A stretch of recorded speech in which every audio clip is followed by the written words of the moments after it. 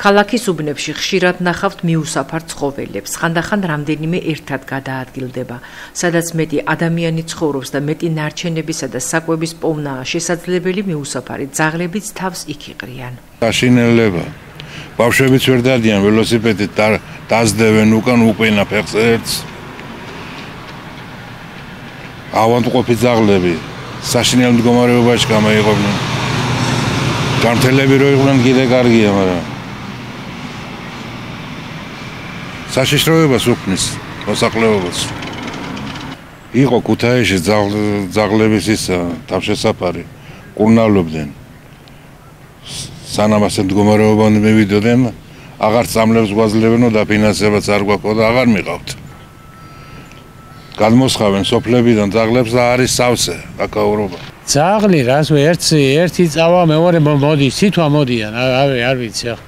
ჩვენ აღარ რაც შევიდა გევაჭმევთ, მაგრამ სად ემის სახლი ჩვენი სადმე რა უნდა გოგეთო ხანა ისეთი რომ იყოს იმაში არ ვიცი. გვაქვს პატარა სახლები და არის გაკეთებული გვაქვს. მაგრამ ასე რომ მოსული ძაღლი რო ვარჩინოთ, ახლა მაგისანა არა. ზესტაფონი ბუნებრივი ერთადერთი მუნიციპალიტეტი არ არის, რომელსაც ეს პრობლემა აქვს. ამის თაობაზე კითხვები ყველას აქვს, თუმცა ეს ჯერჯერობით გადაუჭრელია. ადგილობრივ საკანონმდებლო ორგანოს ხდომაზე არაერთხელ გამხდარა ეს საკითხი განხილვის თემა. ჯერ კიდევ 2 წლის წინ ბიუჯეტის განხილვის დროს, როდესაც მივიღეთ დაპირება, რომ აუცილებლად ამ საქმეს მივხედავდით, მაგრამ ის მე 2 წელი გავიდა. მე მესმის, რომ ეს რთული თემაა და მარტო ზესტაფონის ბიუჯეტმა შეიძლება ეს ვერ გააკეთოს, მაგრამ მე უბრალოდ ვითხოვ რას, რომ რაღაც გეგმა ჩამოყალიბდეს. თავშესაფარზე თუ საუბარი მიწა გამოიყოს, არის ზესტაფონის რაიონში თავისუფალი მიწები, სადაც შეიძლება თავშესაფრისთვის მიწა გამოიყოს. არის ბევრი არასამთავრობო ორგანიზაცია, რომელიც ამ საკითხზე მუშაობს და შეგვიძლია ისინი ჩავრთოთ.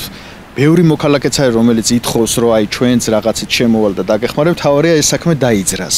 ცენტრალურ ხელისუფლებას აქვს გარკვეული გეგმები და ალბათ, როგორც გამცა პასუხი ბატონმა გელაჯუღელმა, მაგრამ ჩვენც რაღაც ნაბიჯები უნდა გადავდგათ, თორე უკვე არ ვიცი, მარტო მე უბრალოდ ეს რახან ერთხელ გავაჟღერე, მივყვები, თორე დარწმუნებული ვარ თითოეულ ჩემ კოლეგას და ზესტაფონის თითოეულ მოსახლეს აწუხებს ეს საკითხი უკვე აუტანელი ხდება რა.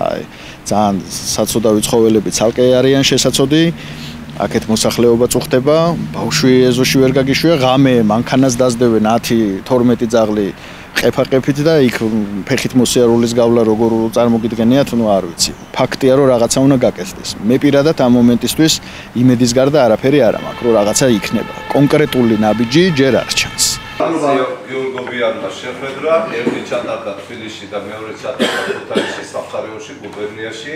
რა თქმა უნდა, ორივე მიძღვნილი იყო აღნიშნულ თემასთან დაკავშირებით, სადაც განიხილებოდა მიუსაფარ ცხოველთა თავშესაფრის მშენებლობა. პროექტი არის საკმაოდ სოლიდური, იქ ესწრებოდნენ სხვადასხვა ქვეყნის წარმომადგენლებიც, დონორი ქვეყნის წარმომადგენლები, რომლებმაც მონაწილეობა უნდა მიიღო აღნიშნული პროექტების განხილვაში.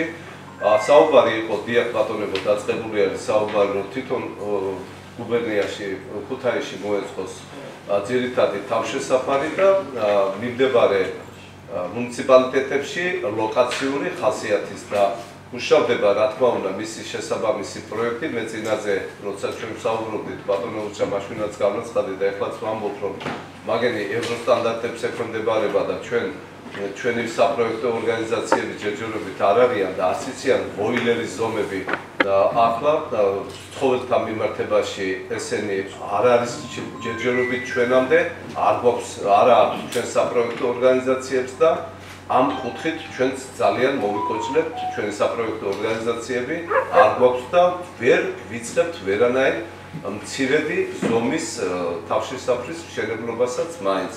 ერთადერთი არის, რომ ჩვენთან რამოდენიმე მოქალაქე კერძო ფირმა მოგმართა, რომელსაც გვინდა შევუწყოთ ხელი და მათ შექმნა გაცილებით უფრო უკეთესი იქნება კომერციული სტრუქტურა იქნება, თუ მათ პირადნებას და იმას გამოხატავენ ცხოველების მიმართ კეთილდამოკიდებულებას, რომ ჩვენ მზად ვართ მათ შევუწყოთ ხელი მშენებლობაში და როგორც ასეთი სახელმწიფო მუნიციპალიტეტმა განახორციელოს ამ ეტაპისათვის მოგახსენეთ კიდევ ერთჯერ გამეორდები, რომ ქალბატონ ძიას ორჯერ ჰქონდა შეხვედრა ადგილობრივი დასუფთავებისა და კეთილმოწყობის სამსახური ქუჩის ცხოველების უკონტროლო გამრავლების წინააღმდეგ გარკვეულ ნაბიჯებს დგამს, თუმცა როგორც ჩანს, ეს საკმარისი არ არის.